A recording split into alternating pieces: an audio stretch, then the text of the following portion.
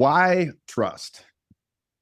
Why is trust such a critical theme across our world today? And just think for a moment about the impact of trust on every relationship in your life.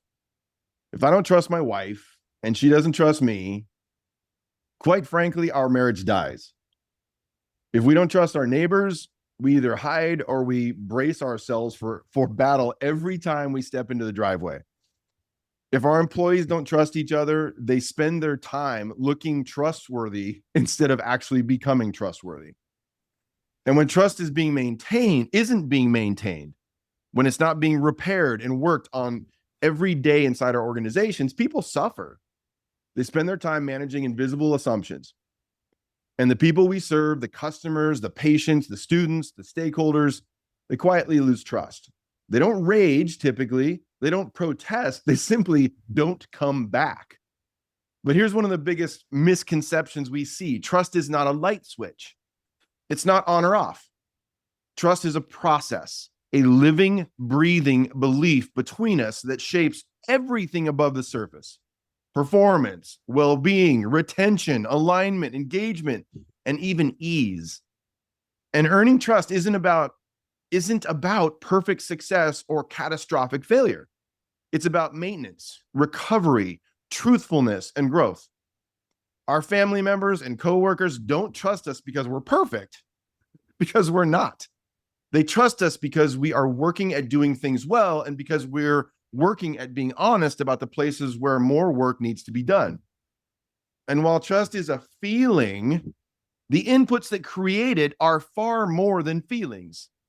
Trust is built through self-awareness, through actions within teams that strengthen connection, and through organizational conditions that encourage courage, truth-telling, job clarity, alignment, and a shared sense of purpose worth belonging to. But too often, our efforts turn into box checking instead of soul shaping. A few years ago, we were brought in to build a succession planning system for a major healthcare organization. And I was sitting with the CEO and the VP of people. And on the wall, this was a giant whiteboard, was a massive list of every leadership development initiative they had, programs they had invested millions of dollars in. And I asked the CEO, do you use any of this yourself? Like, you're a leader here. Surely this is designed for you too. And he laughed and he said, no, I don't participate in most of that. And so I asked, then what is all of that to you? And he said, quite frankly, Rob, it's noise. These are boxes we check to feel like we're developing leaders. What would it look like to move from checking boxes to developing whole leaders? To invest in the deep human development of your people in ways that matter, that are on purpose, and that actually align with your mission to lead and to earn trust. And that's why I am so excited for our conversation today, because we're talking with a leader I've gotten to know who is honest, who is actively working on himself, and who is deeply intentional about building trust and developing his leaders on purpose. Not perfectly, but I would say knowing him courageously, consistently, and truthfully. And as a recent guest of ours said so beautifully, trust does not grow from the absence of failure, but from the presence of repair. And who in the world understands the power of repair better than those who have given their lives to the healing of others? Welcome to the Wild Conversation, where human being and human doing converge, reshaping the world of leadership, culture, and performance. Today, we get to have a wild conversation with Chris Nicholas, President and CEO of Renown Health, the largest locally governed nonprofit healthcare system in Nevada. Chris has spent more than 2 decades leading in some of the most complex corners of healthcare, from operations and finance to strategy and system-wide transformation. What we appreciate most about Chris is not just the scale of his responsibility, but the way he carries it. He often talks about getting fit for the mission, not cutting back or getting lean for its own sake, but building people, systems, and cultures that are strong enough to serve patients and communities with excellence. He's honest, grounded, and willing to do the personal work required to lead well under pressure. Originally from Texas, Chris and his family have called Northern Nevada home since 2012. They love the outdoor lifestyle and Reno Tahoe areas, and they're proud to call Nevada home now. Chris understands that trust isn't soft. It's the foundation of safety, teamwork, belonging, and patient care. And he's a leader who's growing, learning, and leading on purpose. Chris, it's an honor to have you with us on the Wild Conversation. Thanks for being here. Pleasure to be here. Thanks for having me. I'll make one minor correction, which is president and CEO of Renown Regional Medical Center and some of our system responsibilities. But the title and the privilege of being Renown Health CEO goes to Dr. Brian Erling, who's an exceptional leader as well. That maybe you guys can rope in here at one point in time because he would be a phenomenal guest. Awesome. Thank you so much. Yeah.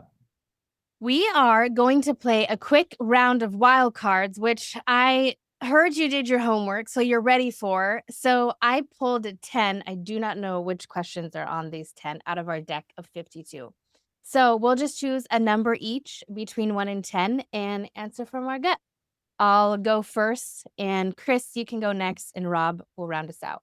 I'll shuffle the deck, and I'm going to choose number 1. Are you open to editing yourself for the sake of others, even if it might hurt a little? Yes, and I'm growing in this. I have to say, marriage has done wonders for editing myself for the sake of others. And I'm learning about receiving feedback well and being a part of the team that sometimes don't have the right or best way to do it. So I'm growing in this area. All right, Chris, pick a number between 1 and 10. 7. What do you feel called to sacrifice today that may serve others? I think that the most precious thing that we all have is time. And when we as leaders take the opportunity to give somebody time, sometimes that's 5 minutes, can be incredibly meaningful. Sometimes it's 5 hours. But oftentimes I go into days with a plan. The meetings are scheduled and the objectives that I need to accomplish that day are done. And I'd say more often than not, that goes by the wayside. And it's because I usually end up committing my time to someone or something that I wasn't planning on, but there's tremendous value in that. That's Okay. crazy because it's like you knew that question was coming and you didn't. So that's what's amazing about that. I'm thinking about time. Okay, number 4. What would change if you were intentionally investing in the growth and development of others? As someone who has like committed my organization to that process, that's one story. But the personal side of that is, see, now Chris has me kind of thinking about the way he answered. I think time. I think it's making sure that those times are on my calendar to make those kinds of moments happen. If I was investing that time, I think it would have a profound impact on all kinds of things related to trust and the development of people that are on my short list. So, Sabbath, thank you for that. That is good stuff. Chris, welcome to the Wild Conversation podcast. Yeah, thanks for having me. Like I told you, my process for jumping on podcasts is listen to the last few that they did and get a feel for the wild card. I said no pun intended that you're going to throw at me. But also I looked at your previous guests and you have some heavy hitters and I'm sitting there scratching my head like, Rob, did you call the wrong Chris? So really excited to be here. Love the podcast. Love especially the recent episodes that I had the opportunity to listen to, just everything you guys are about, including when you came to see us a couple of years ago here at Renown. Yeah. And I was so grateful for that time with your team. It was unbelievable. To those group of leaders across Renown was amazing. And just to get closer to understand the work that you do and your own story was an amazing moment for both Daniel and me to see that and to meet you. I have to ask you to open up. You told a story to me when we were standing there in front of a few hundred of your leaders and not on with a mic. We were doing this during the break, and you told me a wine story that I would love to have you repeat. And one of the reasons that that was meaningful and memorable to me is because it's a good story and it's a crazy experience. But I don't connect with people that well until I see their silliness or their brokenness. Like, let's see what that is. And so this was something that I related to deeply. Will you tell that story really quickly about what happened to you? Yeah, it makes me seem like I don't pay attention to details as maybe which could be a bad thing as a hospital executive. But I mean, I think it came about because of where Daniel lives and talking about wine. So yeah, I had me and my wife had an interesting experience in France, in our first time in France in Bordeaux. So we love wine. We've been, I'll call it exploring wine for many years at this point, and it's a passion of both of ours. And I would say that we like to drink good wine, but this took it to a different level. So yeah, the upshot of the whole story is we found ourselves in a restaurant in France, and we were handed I call it the wine Bible. It must have been, I don't know, 50 pages long and had 50 bottles of wine on each page. And I can't do this. I can't show you a picture, but on the left side of the page was the vintage, your typical 2006, whatever vineyard it was. The middle column was this just random column of numbers with no title. And then over on the side was the pounds or the price of the bottle of wine. And we're in this restaurant that's, I don't know, maybe 6 tables. You got to wear a suit into it. And we are probably all of about 35 years old at this point. So we're probably the youngest people in the restaurant by at least 20 years. And we don't look like we belong all that well. And the sommelier, finally comes back over after several minutes of me perusing this French wine list, of which I have no idea what I'm looking at. And he says, "Did you want to order a bottle?" And I said, "Yeah, sure." And I picked the one that I thought was the one that I had at least some understanding of. And it was a relatively expensive bottle of wine for us based on the pounds that were notated on the right side of the page. But we said, what the heck? We're in France. I think we were celebrating our 10th wedding anniversary at that point. And so we went for it, and he looked a little surprised. And so he goes off, he comes back out, he wheels this bottle of wine out on a cart. He has it in this metal ring. He pours it over a candle. At the time, I didn't know what that meant. That tells you the level of sophistication that I was at. And then he said that we couldn't drink it for 45 minutes to an hour, and offered us a glass of wine while we waited.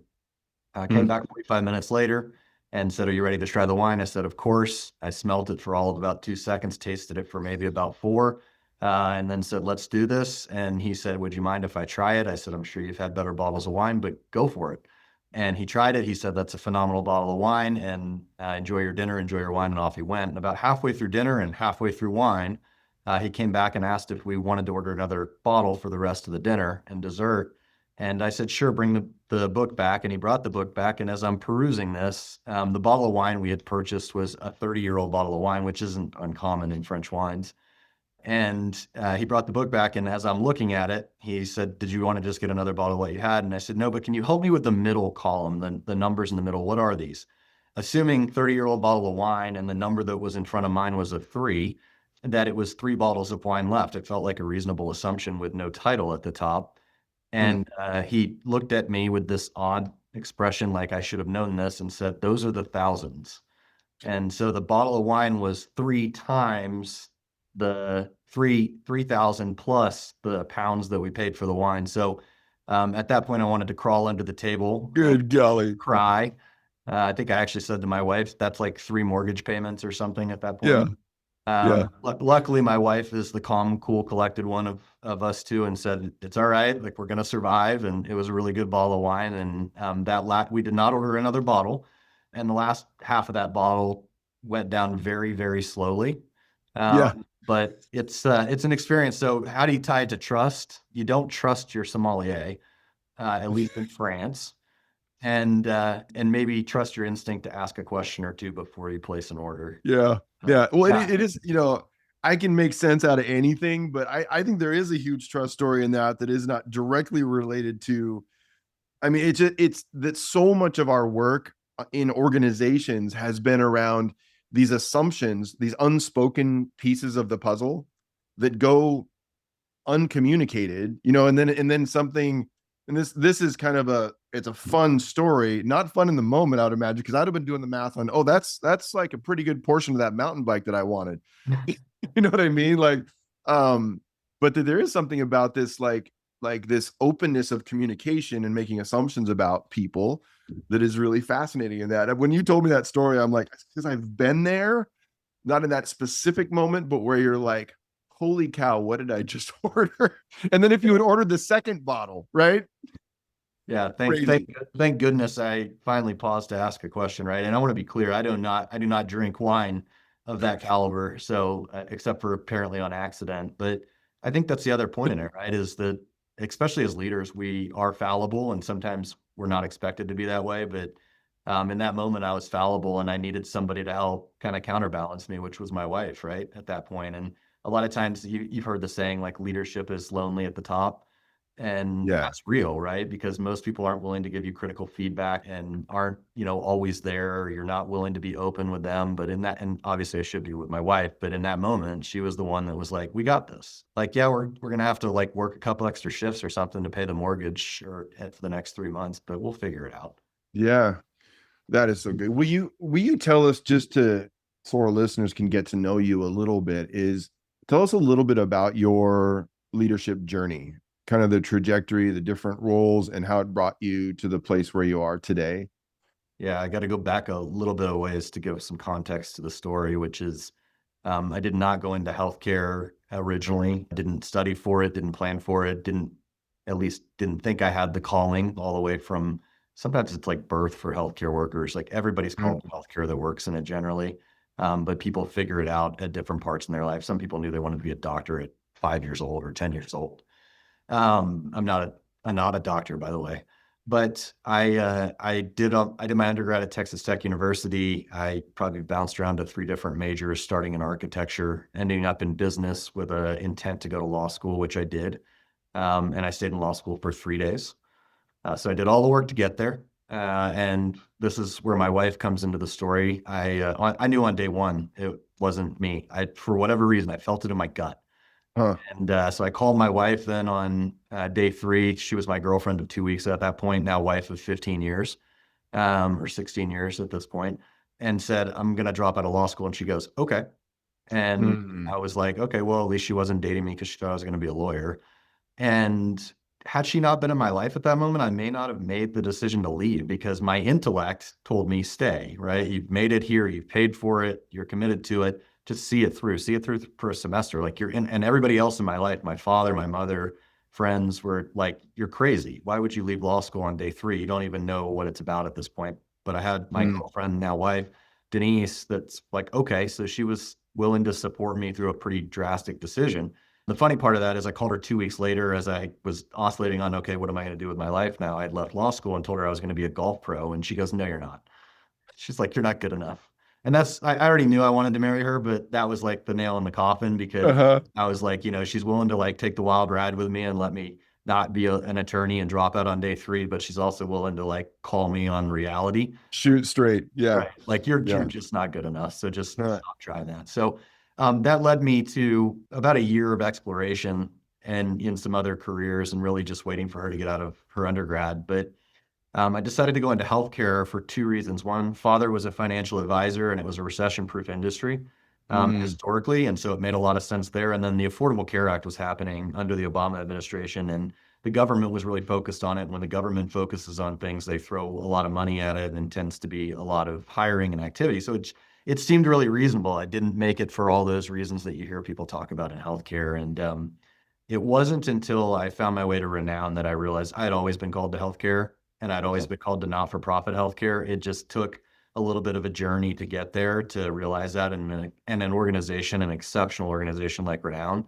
that means a whole lot for not just this community it sits in, but this region that it serves, that it changed me. But before Renown, I ended up in skilled nursing because I couldn't get a job in hospitals. I thought I'd go do a master's in healthcare administration and be a CEO in like a week.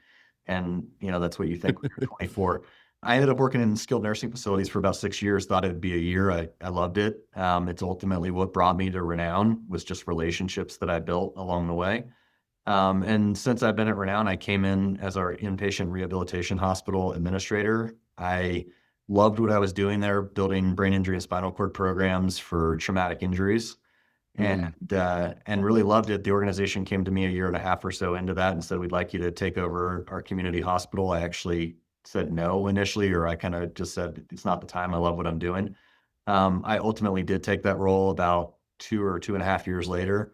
And what I realized is the second that I stopped worrying about getting promoted, which was where my mindset had always been for the first 6 or so years of my healthcare career, is when I started getting those opportunities to be promoted because I was focused Mm. on doing the work rather than doing the work to get to that next step. And then a little bit of backstory here, but I think important in the context of things is I actually resigned from Renown in 2021. towards the end of 2021. And the reason for that was culture. I felt like that the culture was going in the wrong direction.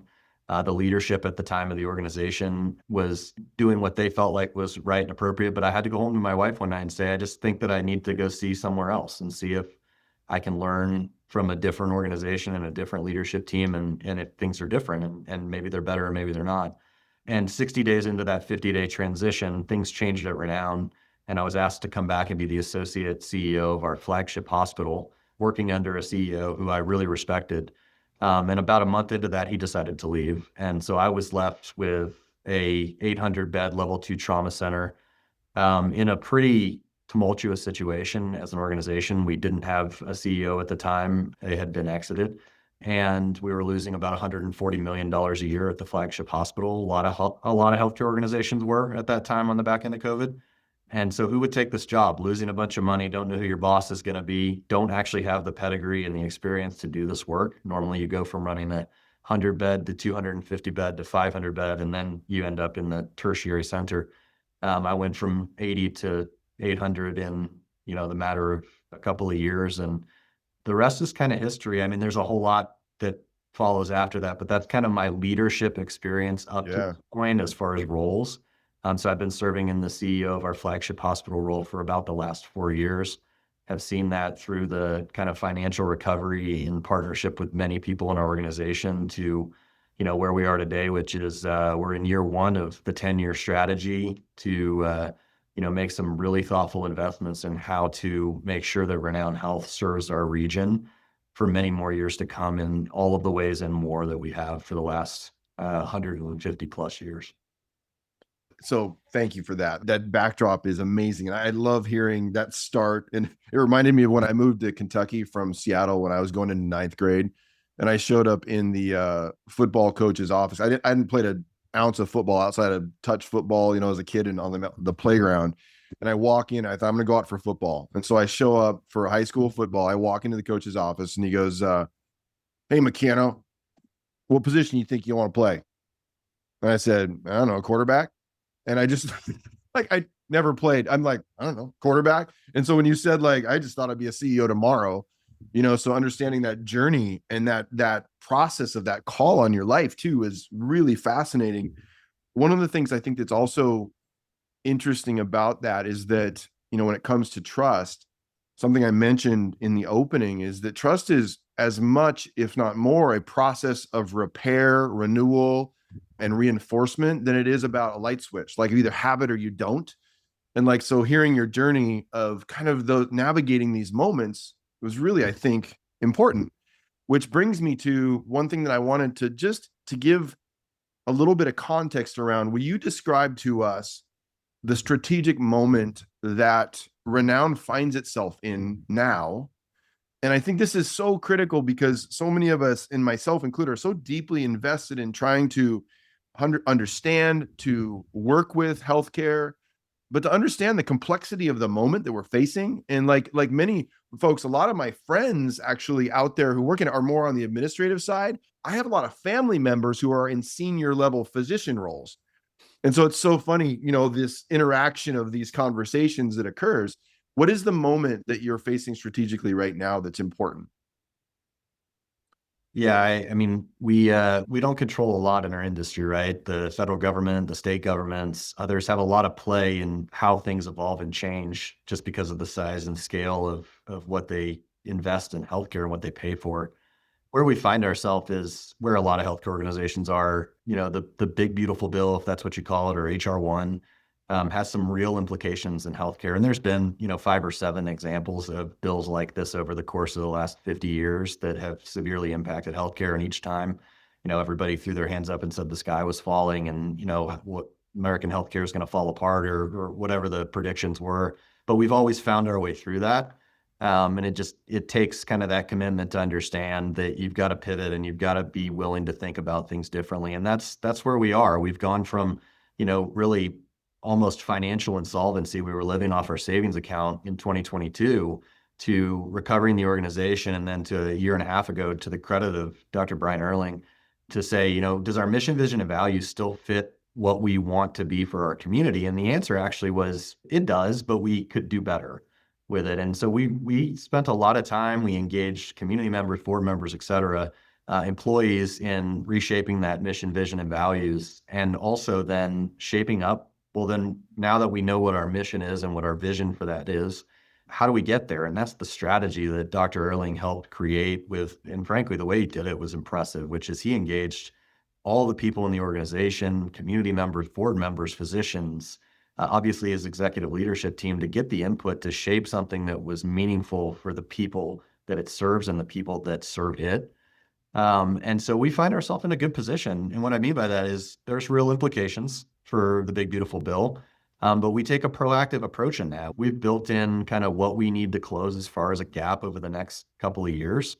And we take kind of a healthy approach to that as far as we don't wait for, I use the septic shock patient. If you're clinical, you probably catch on to this. It's general enough though. Patient comes into the ED with shock symptoms, septic symptoms, and you don't wait for that to unfold to treat it. You start to treat it now and you start to plan for it. And by doing that, you're kind of proactively ahead of the curve. So we're in a good place. Strategically, we love where we're at. Financially, we've built a stable foundation to make thoughtful investments to expand and grow with our community in the ways that it needs us to. Okay, so if we could go like deep and wide for a second, which is kind of a risk to invite you to go deep and wide, but when you think about the leader journey you described and at the scale and complexity that of a healthcare system that you're in, where does trust show up first for you, like in yourself, in your team, in the people that you serve? Because I'm imagining in the things that you described, even with you were describing things that are outside of your control, regulations that come up or different laws that are passed, and navigating that, like all the way back to you as a person and trying to lead your own team through that. Like, what are the trust implications across all of that you see?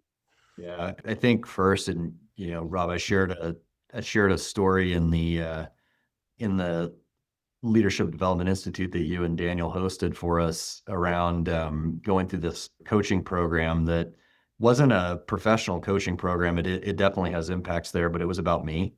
I didn't trust myself. I shared earlier, right, that I took over this job and it was in a not great position, and that I didn't have necessarily the pedigree and the training. I didn't trust myself at that point in time, and it was because I hadn't done it. But most of the things we do in life, you haven't done. And so I think first you have to trust yourself. You have to believe in yourself. You have to know that you're going to find your way through these things.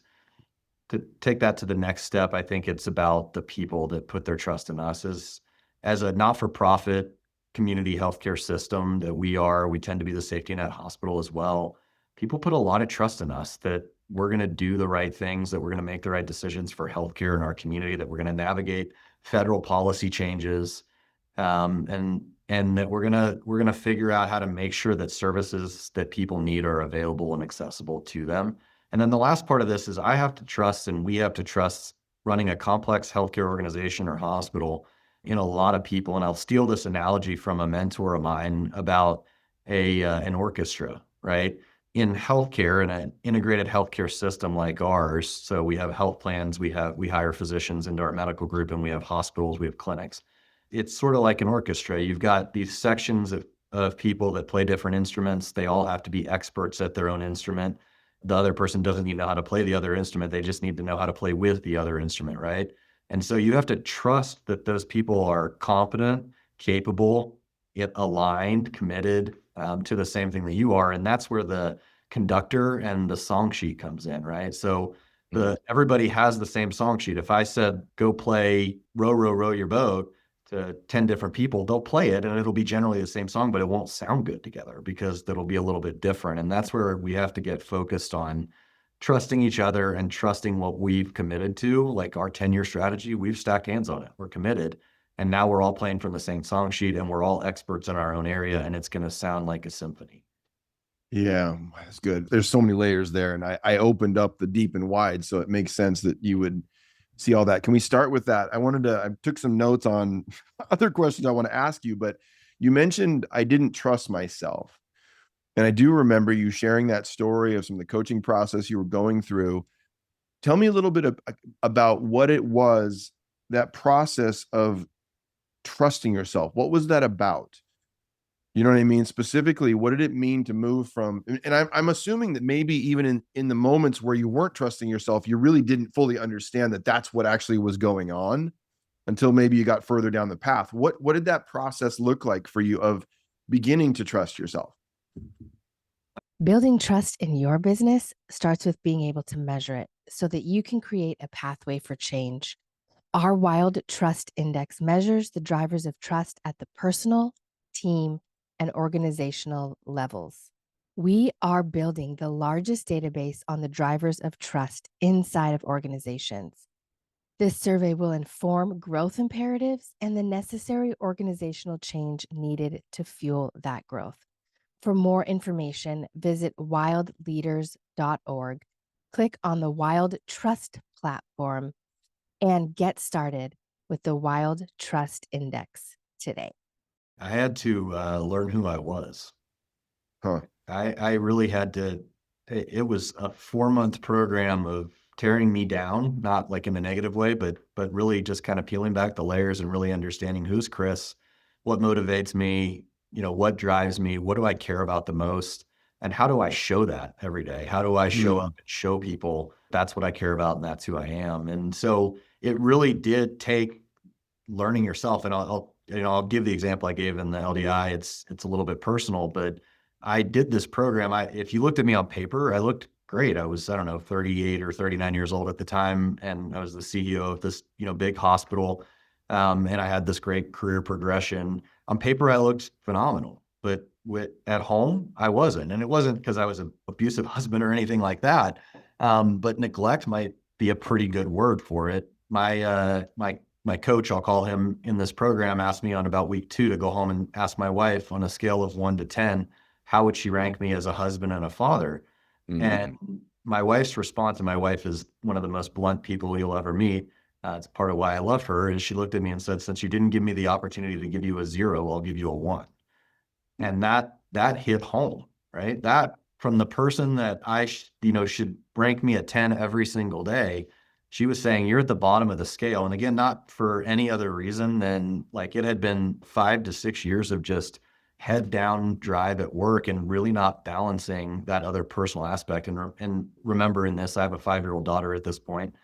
So she was 2 or 3 at the time, 4, I guess 4 at the time. And it was hard to hear, but I'll tell you that by focusing on myself and learning about myself and learning about what drives me and motivates me and what I really cared about and how to bring that forward in my actions, 7 weeks later, I had to ask her that same question and I was a 7. So change can happen really quickly when you begin to trust who you are and trust what you care about and what you want to do. Had I not trusted my instincts back in law school, I never would have left. And who knows what I'd be doing today. I definitely wouldn't be making the impact that I feel like I have the opportunity to make through healthcare and not-for-profit healthcare. So powerful. And thank you for sharing that. So in our research on trust, we talk about these circles of trust, that there's personal trust, there's where that sense of awareness around some pretty fundamental things inside of a person's around competence, like even understanding my own competence related to reality, like what am I actually good at in this context and what am I not? And that part of trust is built not just by dialing in and being perfect on all those competencies, but admitting here's where I have deficiencies and things that I have to work on, which is always happening, right? Because people might assume, they look at Chris from the outside and look at his resume and they go, he's got all this dialed in. He has to be in that role. And the real story of human beings is that we are all in that process of growth and repair sometimes, and leveraging those things we're good at. And what you brought up about trusting yourself is powerful, I think, for people to hear, because it begins there. Like when you talked about the list of podcast guests we've had, is if there's one sort of common theme that has come up over and over again, is that the process of trust building begins within what Wild would describe as the one. Like every person, and that every person, every physician, every nurse, every administrator, every person who's sweeping a floor has this same conversation around, do I trust myself? And am I working toward being more trustworthy, which requires a lot of courage and people who will give it to you straight, like your wife, right? Yeah. Crazy. So you say something that I'm curious about. If we could bounce from, and I'll probably come back to it, but And I actually I heard this from a mutual friend of ours, that you use the phrase getting fit for the mission. And I'm curious about what you mean by that. Yeah, well, I'll first say that I pirated that from a mentor. His name's Tom, and he really shaped that. So I don't want to take full credit for the getting fit for the mission. I think I've just maybe used it more broadly and consistently than others have. You know, you have to say things as a leader, like 40 times before it actually finally resonates. That's right. So Yeah. once you're tired of saying it is when it's probably just about starting to chink the armor. Yeah, getting fit for the mission really came from the financial recovery in 2022. And we, leading up to that point, had done everything that I think typical healthcare organizations do when they're facing financial challenges. We had brought every consultant under the sun, I think, through to help us figure out how to change the trajectory of the finance line, really to no avail. And in fact, I think in a lot of cases made it worse. And then this guy, Tom, shows up and he says, we've got you equate needing to make up $140 million gap to going to the doctor and the doctor telling you that you have to lose a lot of weight, right? Not a little bit of weight, but a lot of weight. And so then how do you lose weight? And you can do things like you can cut off a leg to lose 20 pounds, right? Pretty quick, pretty easy, but you're disabled at that point. You can't do the things that you used to do. So it's not usually a great option. You can do liposuction, but a lot of times if you don't maintain the lifestyle, you just gain it all back anyway. So it's really hard to maintain. You can starve yourself through austerity. You can, like in our case, not hire people, like a nurse leaves, we'll just not hire that nurse back. That'll save us some money. Well, then there's nobody there to care for the patient. When you starve yourself, you're typically what? You're hungry, you're tired, and you're angry. And that's what your culture becomes when you treat your organization that way. Or in order to close a large financial gap, to keep with the example, is get fit for the mission, which is eat right and exercise, right? That's the only way to get the weight off, to keep the weight off, to feel good, and to actually truly get the benefits of losing weight, which the intent is it's health. And so getting fit for the mission has always been a mindset of ours of really thinking about things differently. And so when we face a financial challenge, like we will with the big, beautiful bill, it's really about let's be proactive, let's be thoughtful, and let's be balanced in our approach. And I use the word balance because when you get into that, we got to figure out a financial gap.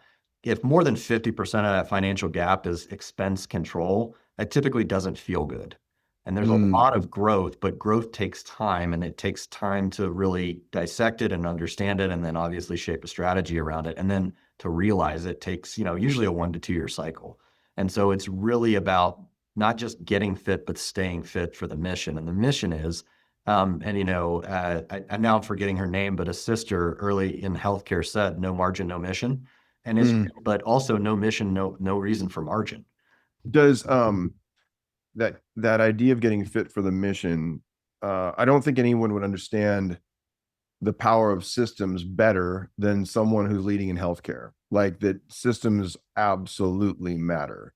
We experience them all the time as recipients of care. My brain thinks this way. So if I go into a hospital and I check my dad into the ER, I see systems. That's just the way my brain works. So I'm seeing like, oh, and you can see them. If you look for them, you can see them when they break down also, right? Where they're not fit.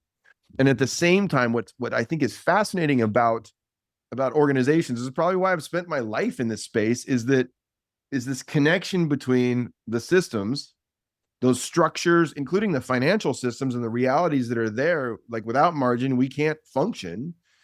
And then what I would often describe as the souls, like the fact that these systems are being occupied and lived in by human beings with all these working assumptions. And that there literally was this theory from back when I was in graduate school in the 90s. It was called socio-technical theory. And it was basically this early attempt to connect a human being to those systems.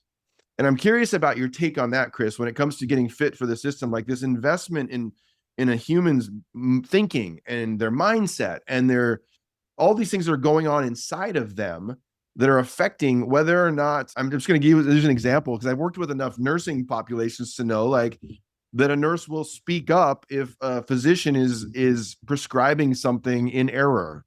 You know what I mean? So what do you see as the connection between those structural systems and the human beings who will use them in Renown's experience? I know it's a big question. Yeah, I could go a couple of ways at that one. I'll preface it with, not in every organization will the nurse speak up, which is a problem in healthcare, and something that, frankly, it's more widespread than you think. It's just a hard hill to overcome. But when you establish that culture of being able to speak up and we're all one team supporting each other, the effects are profound. So I'm glad that you've spoken with nurses that feel that way and that their organization has created that culture. We've definitely been committed to that here at Renown. As far as, connecting people to those processes or the souls to those processes, that's a question, Rob. I think about I've also stolen this from a mentor, but the term clinical high ground. And so why do we have these processes, right? And I often say, follow the processes because they generate the outcomes. They're evidence-based in a lot of cases in healthcare. But when the process is stupid or doesn't make sense, raise your hand and ask why and challenge it, because sometimes processes are no longer viable. But the clinical high ground is important. So I'll use length of stay. Can I give a tangible example? Okay, so length of stay is a focus of probably almost every hospital in this country at this point, is how do we get patients out of the hospital at the right time?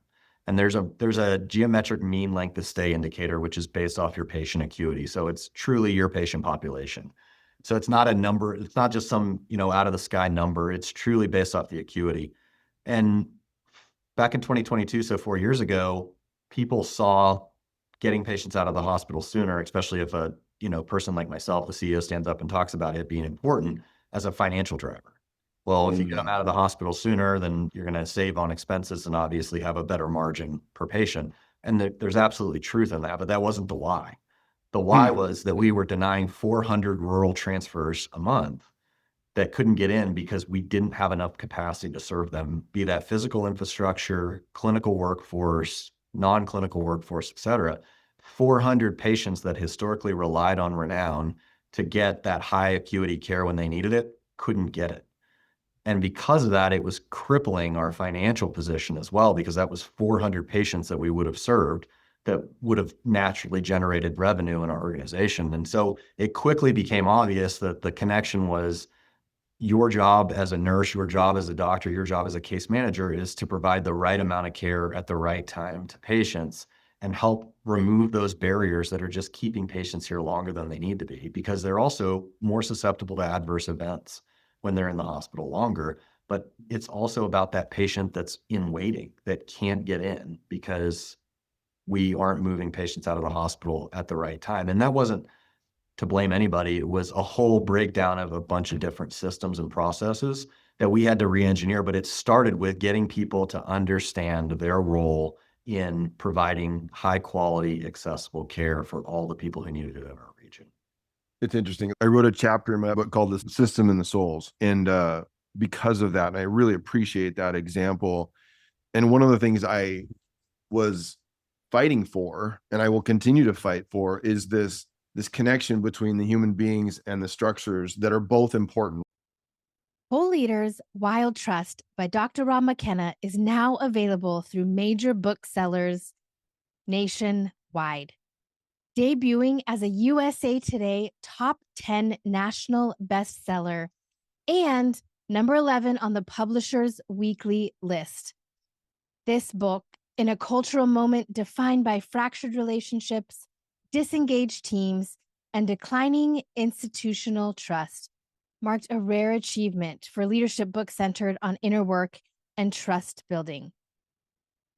Why does this book matter now? Organizations across sectors are navigating burnout, low engagement, and risking skepticism toward leadership. Dr. McKenna's work offers a research-backed roadmap for leaders seeking to rebuild trust from the inside out. Get your book available now through any major bookseller nationwide. So often when it comes to trust, we kind of over pivot to one side or the other. It's either all toward things like psychological safety and things that are going on inside of people, or emotional regulation, or we over pivot toward emotional intelligence is another example, right? So it's all the training is in that space. Or we over focus on the margin and the money and the structure and the systems and the connection between those two is the oldest story in leadership research. That like as long as human beings are still functioning within organizations, and it's hard to imagine. I mean, I know that this is occurring more and more with automation and AI, but we're still going to have human beings for the foreseeable future. What do you see as the linkage between an investment that you have made in the development of the leadership capacity in your organization and then those structures and the overall trust that is built? Tell us a little bit about that. Like what does that investment look like from your perspective in those human beings who will use those systems? Like how do they get to know the things you just said are important for them to know in terms of their contribution to those, to that system and structure? I'm going to try to answer it, but and you can tell me if I'm off course here. But the backstory is about a year, 6 months to a year into the role, I asked our HR team to pull the leadership tenure, supervisors and above, so roughly 250 leaders at Renown Regional, and I wanted to know how many had been in their job for more than 3 years. And what came back was 54% of the 250 leaders had been in their job for less than 3 years. So those 3 years were financial recovery and COVID. So not business as usual. Organizations weren't focused on development, not because we didn't want to be, just because we were focused on navigating a crisis and navigating a financial crisis. And so it was clear and obvious what we needed to do was first just start with telling people where they stood, as far as where they were from a performance standpoint. And then second is we needed to start making some thoughtful investments in them. We needed to help them understand the story and the mission and how the work connected to the mission. And that was step one. And then it was, how do we start to develop these skill sets in this leadership team to bring them together, to elevate their skill sets and to help them understand the work that they do and how it impacts the people that they're responsible for, but also the people that they serve. It's like an hourglass. Like, here's the net of people they serve, and here's the net of the people that they serve downwards as far as that they support as a leader. I say the number one job of a CEO, whether you're the CEO of a hospital or you're the CEO of, I don't know, a car dealership or a car dealership conglomerate, is your job is to make sure everybody has a good boss. And so that's been my drive, is to make sure that we are constantly developing our leaders and that we are really supporting them and helping them understand how to communicate things like the clinical high ground that I described a little while ago, or why we're making some investments in certain areas. So really just helping them, we use the term storytellers, helping them also develop into storytellers, because stories are really powerful when you're trying to lead teams. I don't know if I answered the question, Rob. No, it's good. It's good. So one of the things that we see across industries that I think is extremely relevant in healthcare is that the one shared experience is when people move from a technical area of expertise into that role of leader. Now I'm responsible for other people. And we make this assumption that we all know this isn't true, but I think it's an internal working assumption that the things that got them there to that moment will be the same things that will get them to that next level. When it comes to leader capacity, I think let me just use whether it's a physician or a nurse, these are very technical kinds of roles where the training is off the charts in terms of preparation to just like the knowledge transfer that occurs in their education, just to be able to do the work. It's so extreme. And I talk to so many friends who are physicians, and then they make this transition where someone spots them as a leader, right? So now you're going to be leading people, and over again. And this isn't unique to healthcare. They're just like, they had no idea that there was going to be a whole other educational moment around what it means to actually have competence to lead other people, to lead other nurses, or to lead other physicians, or to lead other administrators or plumbers, or you name the industry. Do you see that like as a reality, like when it comes to that transition where there's realization, okay, oh, this is what this means to lead people? Yeah. I think clinicians is the most prominent one, right? Because you hit the nail on the head. Like, medical school and nursing school don't train you in leadership. They train you in being a physician, being a nurse, and being exceptional at providing clinical care. And then what happens, the Peter principle, but that's what happens, right? Is you get identified as a really good nurse. And so surely you're going to be a great leader. And that's what we need to do, is put you in a leadership position. And we do that. And we usually do that like 3 times before we actually decide that we should probably give you some leadership training. Hmm. how to navigate a difficult conversation or how to manage, complex scenarios. And so, yes, we 100% see it in healthcare, and that's where we have to be so intentional. Like, we can make excuses for COVID and the financial recovery; those are real. But everything outside of that is these are the people that have to actually turn the ship or lead the organization. Like, at the end of the day, I'm not the one that connects with the 50 employees on the front lines today. That's our manager and pick the department. And if we can elevate their skill set in leadership and storytelling and communication, in humility and vulnerability and authenticity, then man, that can be really, really powerful. But you have to be really intentional about doing it. And we've been that way for the last 4 years, and we continue to amp it up every single year. Huge amount of credit actually to, I think, one of your past students, Nicole, and how she's helped us do that. She's been a huge part of the journey at Renown Regional Medical Center and what we've done. That's awesome. That's awesome. So you have come kind of full circle. You said before that you talk about purpose, that purpose matters when vision is cast inside a clinical system. And I'm curious about, how do you see trust between providers, leaders, teams, patients, shaping the actual care that a patient receives? I mean, it's just vital. Right? I used the orchestra symphony analogy a little while ago, but we rely on so many experts in healthcare to do their portion of the work in order to produce the outcome for that one patient, right? Like, you think about how many humans does a patient touch when they come into the emergency room and get admitted to the hospital. I might venture to guess that 100 or so people cross their path, whether that's the doctor in the ED or the doctor on the floor, or the nurse or the housekeeper or the person that checks them in. And so healthcare is, of all the industries, I mean, it has to be a team sport, because if one part falls down, if one thing doesn't get charted, if one thing doesn't get communicated, the outcome can be catastrophic. If you're in another profession and you screw something up, yeah, you could lose a lot of money. I mean, we always run the risk of harming people. And that's why we take that so seriously. And so does every healthcare organization. Usually the first thing you lead with is quality and making sure that we are always focused on delivering exceptional quality care. That's amazing. So you made me think of, I have one other question, Chris, I want to ask, but you made me think of something. So my family drove to Portland, and there's a relatively new In-N-Out that's the first In-N-Out in the state of Washington, In-N-Out Burger.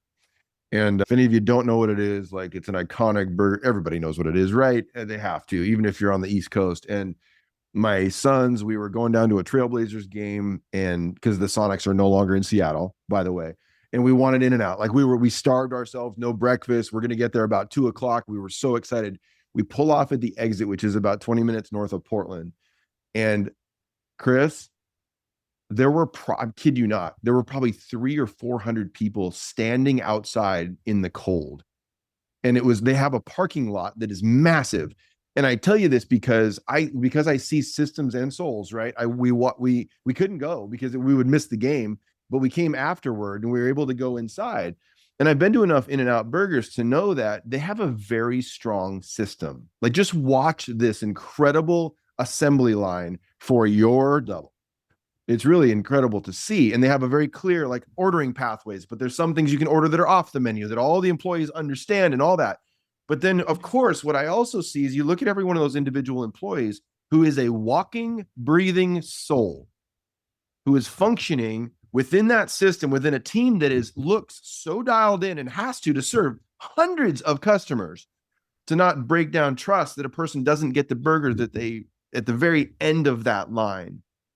And so that, I think, for our listeners and some of the things that Chris has been describing, like, is just this realization, if we could just walk into spaces and see that there is more going on behind whether or not you get that burger or not, that you ordered correctly, that's a function of both a very strong operational system that breathes, is the way we would describe it, that these human beings who are actually putting together those burgers together, and the level of teamwork that's necessary for you to experience trust, is amazing.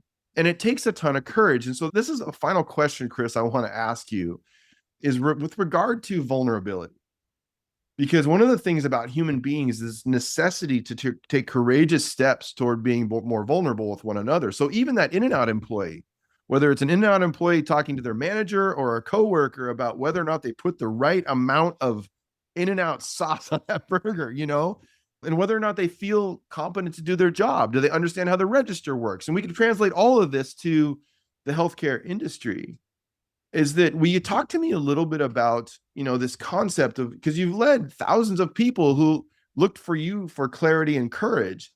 We describe it as appropriate vulnerability. It's not like we all come to work and share everything right now, but what does it mean to courageously move forward and to be a bit more vulnerable? And you've experienced this yourself, Chris. I mean, I've seen you share some things in front of your team of leaders that I think was really important. And how do you navigate the tension between, let's be vulnerable, let's share some things, and also this reality that maybe we don't let everything out of the oven right away? Yeah. I'm more of the let it out of the oven because one way or the other.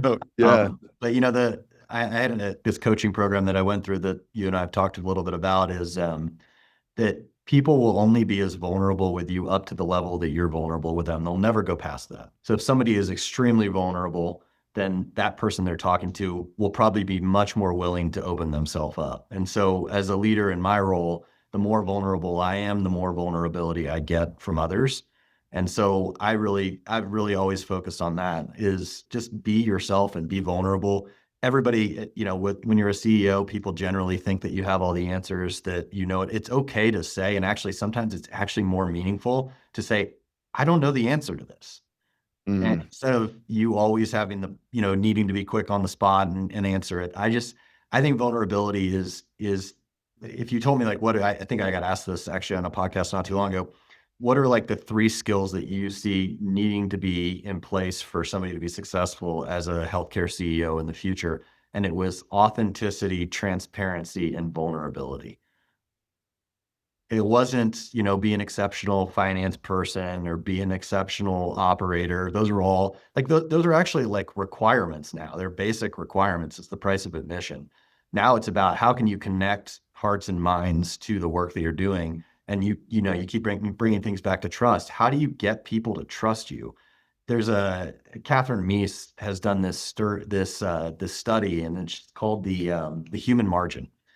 And one of the things that they've indicated or they found in the study is that and I think this is probably consistent with others, is that it's actually not about the stayability of people or the retention of people and the engagement of people, are more connected to, do they trust the executive leadership at the top of the organization? They can love their direct leader, and they can love the company, but it's really about, do they trust these people up here? And the only way that you build trust with people that you will interact with maybe once or infrequently is to show them that you're human, to be vulnerable.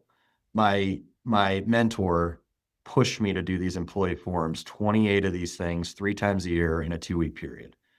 I get roughly 3,000 employees that show up to them, some begrudgingly, and most people have caught on. But what he made me do in the first one was show pictures of myself, in my swim Speedo, embarrassing things of me in my Speedo standing on the ladder of the swimming pool. And why? Because he needed people to see me as a human and that was my first real toe in the water of being vulnerable. And then you came to the LDI and you saw me really drop it all on the table. And Yeah. that is more and more every day that way, because the more that I do that, the more I get. And the more I get, the more connected people are to what we're trying to achieve together. And just, it takes time, right? It's not going to change overnight, and to get it down to, 4,000 or 5,000 frontline team members to feel that level of trust and engagement and openness, it'll take time, but that's where relationships are forged. And when relationships are forged, magical things happen, especially in team environments.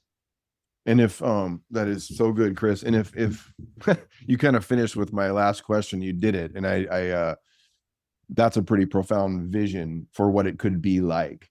And I would also say that if anyone listening right now is saying, yes, but Chris, you know what I mean? I think that I would say, yes, I affirm what that you just said, because vulnerability is the openness to being hurt. And so there is a chance that someone might hurt you with it. And we weren't saying it's all about just sharing everything, but what if we cleaned the window a little better, a little more transparent, so people could see us more accurately? What difference would that make if were able to do that? We were developing a sense of ourselves along with that vulnerability, that realization that I don't do this perfectly, but I'm working on it. but I'm working on it. That is so good, Chris. Thank you. Thank you. Thank you.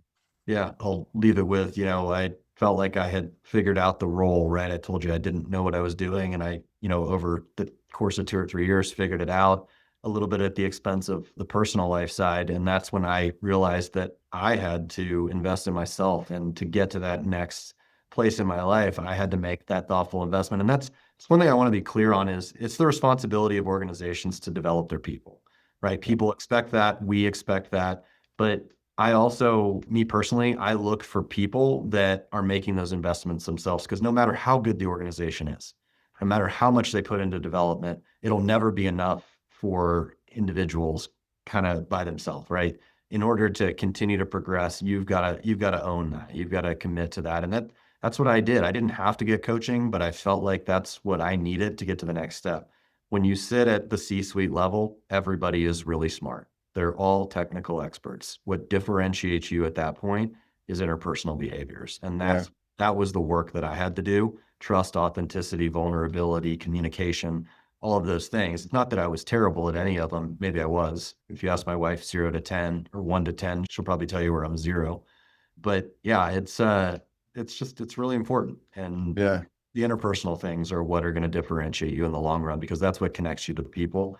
And when you connect to the people, people will run through walls for you, for the organization, especially in healthcare. Like, we get the benefit of having some of the smartest people in the world, but also just, like I said earlier in this discussion, most people are called to healthcare. A lot of people know it early on. But it's such a mission-driven profession, and people are in it to serve others.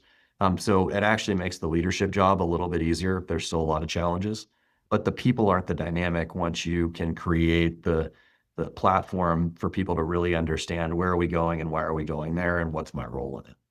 So good. So good. Chris, thank you so much. There's so much to take away from your story and the conversations. Before we jump off, we want the people listening or watching to know what's the best way for them to connect with you and or the work that you're doing at Renown. I told Rob earlier that I'm going to give Nicole's cell phone out. I won't do that. No, I think we've got a lot of great social pages. I think follow us on any of the social pages, LinkedIn, Facebook, Instagram. Our communications team does an exceptional job of telling our story and telling some of the the magnificent things that happen in healthcare every single day. I mean, we get to witness miracles every single day here. And so that's really cool. And then I'm available too. LinkedIn, I've always said, is a powerful tool because you can connect to people that you historically would probably never been able to gain access to. Not that I'm one of those people, but I've definitely used the tool in that way. So please reach out to me on there. I'm available. And, I think we owe it. I definitely feel like I owe it to others to share whatever wisdom and knowledge I might have that could be helpful for somebody else. Because that's partially the reason that I am where I am today, is because people were willing to do that for me. Good. Thank you. And Chris, one last wild question. Are Uh-oh. you in a season of accepting yourself or changing yourself? Oh, I don't know. I can't say that I never would accept myself. I think I always accept myself. But I'm definitely always in change. I can't sit still very long, and so it's constantly about evolution and improvement and how do I get better husband, father, son, friend, citizen, leader, etc. So I don't know that I'll ever be in a place of comfort with exactly where I am. Yeah. Thank you. Such a rich conversation.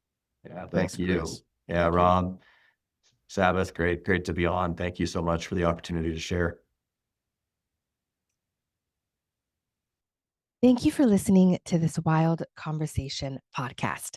For more information, visit wildleaders.org, click on the Wild Trust platform, and get started with the Wild Trust Index today.